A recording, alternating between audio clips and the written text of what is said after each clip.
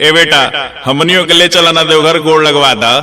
अजी सुनती हो? हाँ? माँ बाबूजी कह रहे हैं बोल बम जाने, क्या कहती हो? पागल है क्या? इतना दूर के सफर में इस बुढ़ा बुढ़ी को ले जाके क्या करेंगे? खबरदार भाभी, संस्कार नाम का चीज नहीं है। माँ बाप को बूढ़ा बूढ़ी बोलते हैं। अरे माँ बाप तो भगवान के रूप होते हैं। हाँ, आपको ले जाना है तो जाइए ना लेके, हम नहीं लेके जाएंगे। अगर नहीं लेके जाना है तो मत लेके जाइए, हम लेके जाएंगे। हम आई, हाँ बाबूजी, हम ही लेके जाएंगे। तू कैसे ले जेबा बेटा? तू तो बहुत गरीब बाड़ा। कोई बात नहीं खेमाई, तोहनी के आशीर्वाद से जरूर हम लेके जाएंगे। जुग जुग जिया बेटा, जुग जुग जिया। भगवान तहरा के बनवले रखस। ठीक बा माई।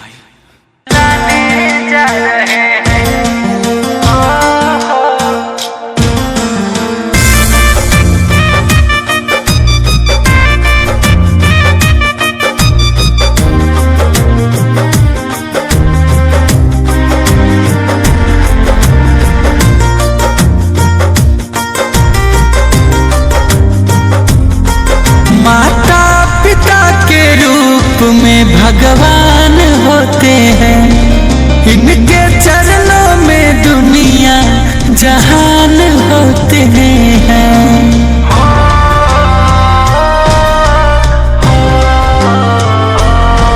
माता पिता के रूप में भगवान होते हैं, इनके चरणों में दुनिया जहान होते हैं। सुल्तानगंज से जलवा उठाने जा रहे हैं, भगवान को भगवान से मिलाने जा रहे हैं, भगवान को भगवान से मिलाने जा रहे हैं।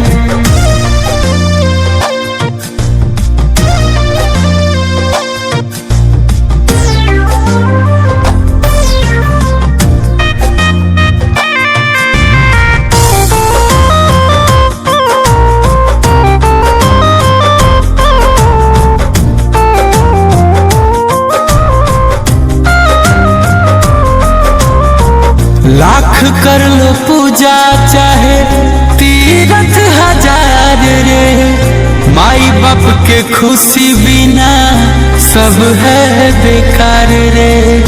माई बाप के खुशी बिना सब है बेकार रे।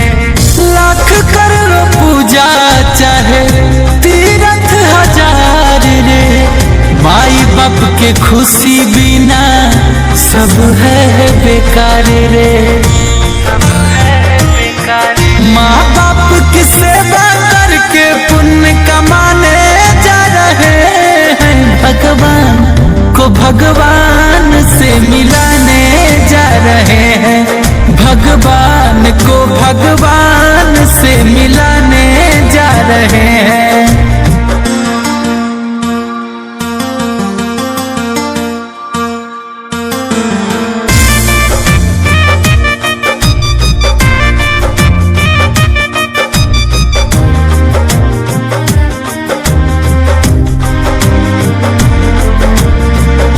माता पिता को जो संतान रुलाता है, जन्मों जन्म सुख चैन नहीं पाता है। जन्मों जन्म सुख चैन नहीं पाता है। माता पिता को जो संतान रुलाता है, जन्मों जन्म सुख चैन नहीं पाता है। अमन गुंजन धारम निभाने जा रहे हैं, भगवान को भगवान से मिलाने जा रहे हैं, भगवान को भगवान से मिलाने जा रहे हैं। सुल्तानगंज से जलवा उठाने जा रहे हैं, भगवान को भगवान